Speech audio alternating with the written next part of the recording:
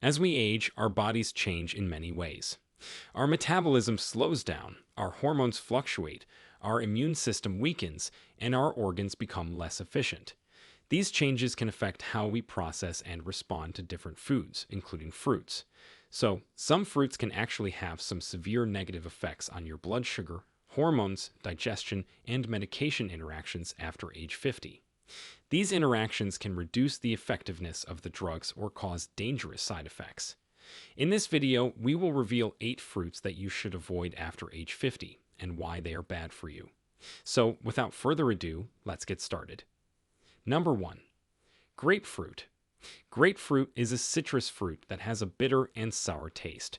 It's often eaten for breakfast or as a snack, and it's praised for its vitamin C content and its ability to boost your metabolism.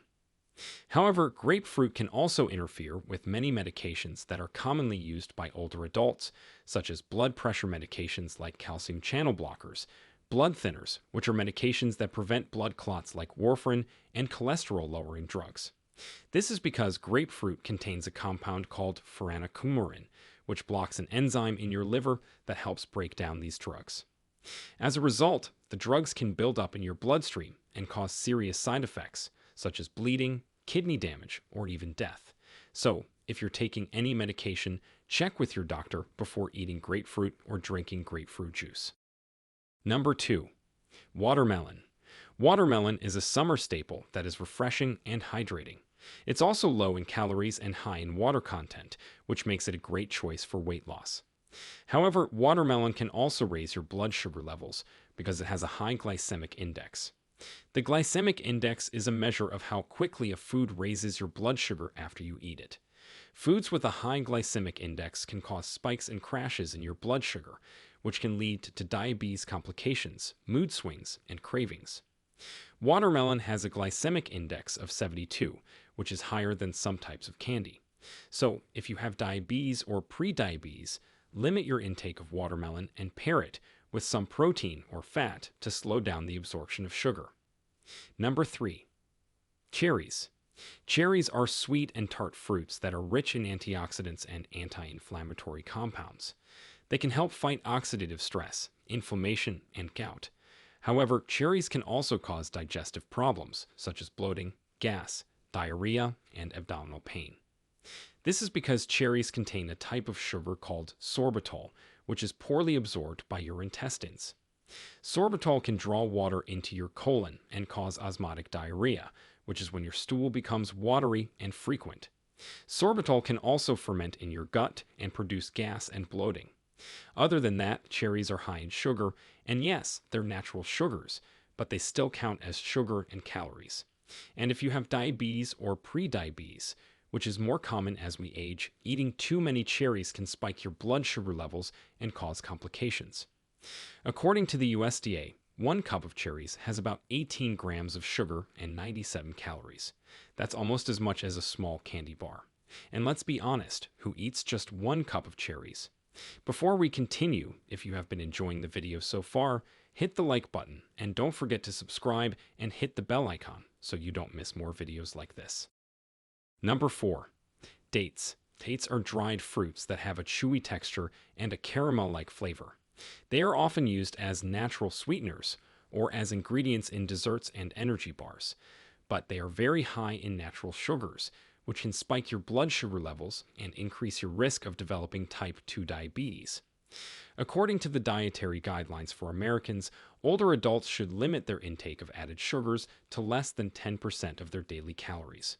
But dates are not just added sugars, they are also high in fructose, a type of sugar that can cause fatty liver disease and insulin resistance. One date can have about 66 calories and 16 grams of sugar, which is more than half of the recommended daily intake of added sugars for women, and most people eat more than one at a time. Dates are not all bad, though. They do have some health benefits, such as providing fiber, potassium, iron, and antioxidants. They can also satisfy your sweet tooth without adding artificial sweeteners or preservatives. But moderation is key.